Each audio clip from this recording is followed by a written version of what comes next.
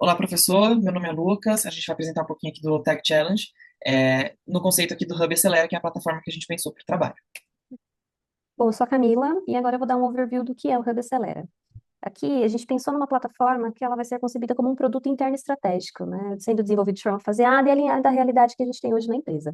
E essa plataforma ela funciona como um hub centralizador. Ela organiza toda essa jornada desde a entrada, né, onde a gente tem ali a demanda com a área de negócio. Isso entra dentro do hub, passa por alguns módulos, então eu tenho um módulo de gestão de times, um módulo de gestão de demanda, gestão ágil e implantação, e também de governança e OKRs, e sempre tendo suporte de IA transversal. E além disso, por trás, eu tenho todo um módulo, toda uma camada, na verdade, de engenharia e DevSecOps que garante a orquestração entre o cadastro no Hub e as evoluções do desenvolvimento do projeto, e aqui a parte do pipeline automatizado, deploy e tudo mais. E depois do desenvolvimento, eu garanto também uma camada de observabilidade aqui, garantindo que eu consigo acompanhar se meu sistema está performando, se não está, e isso retorna como insumo para o meu Hub, para que eu consiga gerenciar todo o ciclo de vida do software aqui e da entrega dentro do Hub Acelera, que é essa plataforma. E a ideia aqui não é só uma ferramenta tecnológica, mas ela foi pensada também como uma ferramenta para integrar área de negócio e tecnologia em um único local e garantir governança, dado que eu tenho várias informações centralizadas em um único local. É isso aí. E aí, com esses módulos que a Camila acabou de apresentar, a gente inicia pelo módulo de gestão de times, que ele é o mais simples, porém essencial para o funcionamento da plataforma. É nele que a gente cadastra os times aqui, as pessoas as quais farão parte dentro da plataforma. E aí, com o time de tecnologia cadastrado, a gente vem para o módulo de gestão de demandas. É nesse módulo aqui que a gente vai fazer efetivamente o cadastro dos projetos, que eu faço toda a descrição dos problemas, objetivos, já coloco aqui qual que é o benefício esperado para cada um deles e assim por diante. Feito o cadastro macro, a gente quebra aqui, a gente entra, na verdade, para quebra de features, stories, de uma forma incremental aqui já alinhada à prática Scrum, para que a gente consiga manter rastreabilidade e aí sim começar com o desenvolvimento. Nesse módulo, a gente tem os dois primeiros agentes personalizados. O primeiro deles aqui é o de refinamento de demandas, que a ideia é basicamente, conforme você vai fazendo o cadastro, ele já traz para você se tem alguma coisa que você pode melhorar nesse cadastro.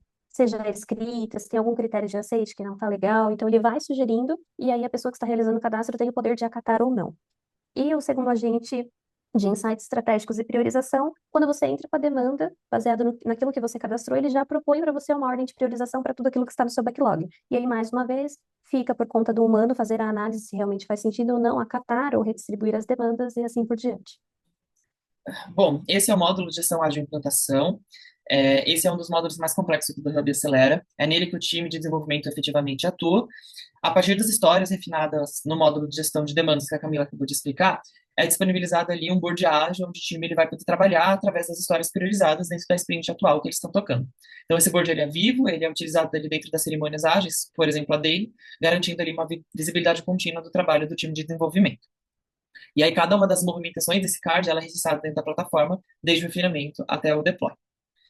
Dentro desse módulo serão utilizados agentes especializados, tá? Mas também a inteligência artificial ali de ferramentas de mercado, que eu vou apresentar no próximo slide. Mas aqui, dois agentes especializados, um deles é a geração de GMUTs, então qualquer mudança efetuada em ambiente produtivo tem que passar pelo fluxo de governança aqui, e esse agente vai auxiliar a criação dessa GMUT.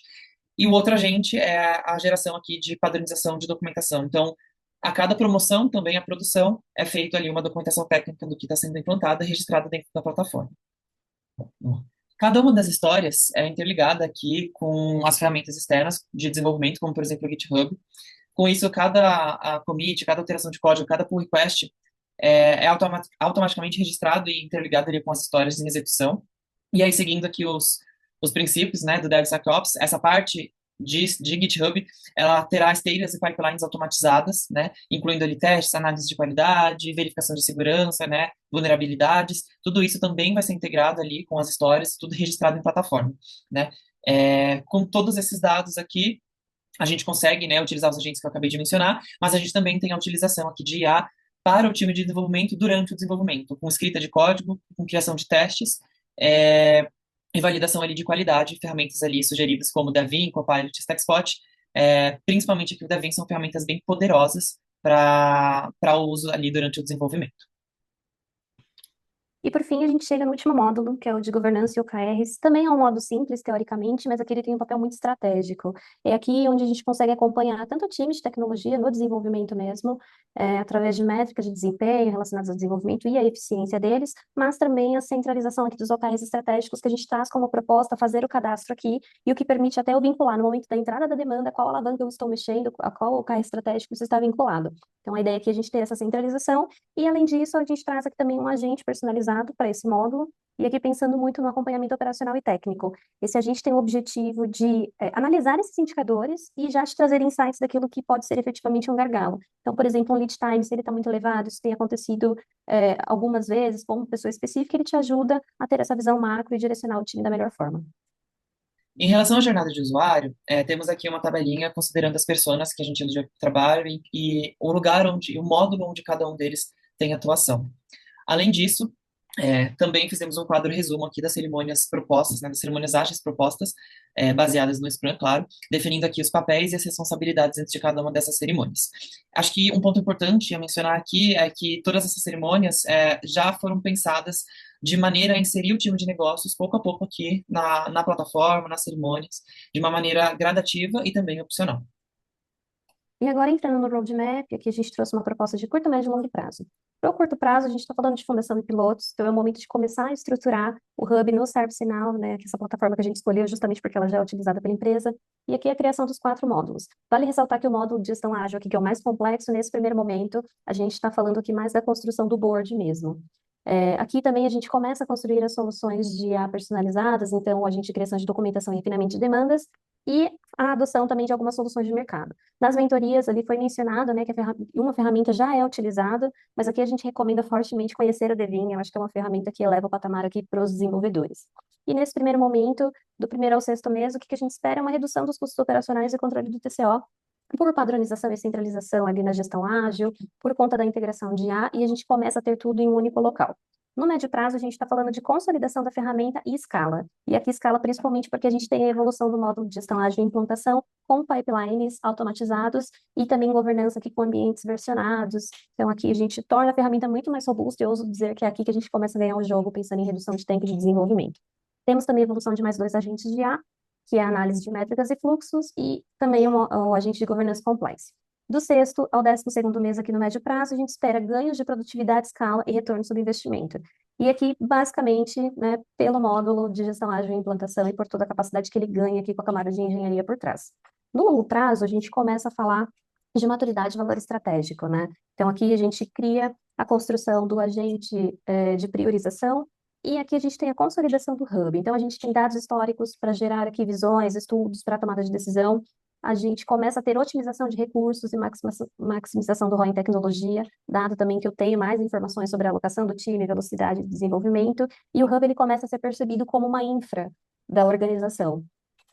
E aqui, o que a gente espera é sustentabilidade, maturidade, consequentemente vantagem competitiva, porque eu ganho velocidade nas entregas.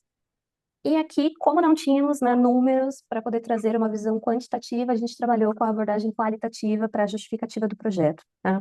Então, aqui, quando a gente fala de redução de TCO, a gente percebe uma diminuição de custo, principalmente em infraestrutura e operação, automação de pipelines, padronização de ambientes, o uso bem feito da observabilidade. Então, tudo isso daqui traz uma redução de custos e também maior previsibilidade. Falando de geração de ROI, o valor financeiro aparece principalmente na produtividade e eficiência do time de tecnologia. Eu acho que a camada de engenharia, ela traz isso, ela promove isso, e aqui reflete diretamente no financeiro. E a competitividade de mercado, né, como eu já comentei, consequentemente a gente ganha velocidade de entrega e a gente começa a entregar valor numa velocidade maior, mostrar nossas capacidades e assim se destacar no mercado, né? E aqui, acho que a gente focou muito também na geração de valor aliadas ao OKRs, por isso que a gente quis tanto linkar projetos a OKRs como direcionadores ali, como alavancas para a gente definir priorização e tudo mais. Então, essa é um pouco da justificativa qualitativa. E por fim, um pouco aqui da estratégia do change management do projeto, a implementação, né, de todo esse roadmap que a Camila explicou, ela será feita de maneira incremental, com times pilotos trabalhando, né, gerando ali insumos e dados, né, para gerar confiança aos times, ter evidências para que isso seja implantado.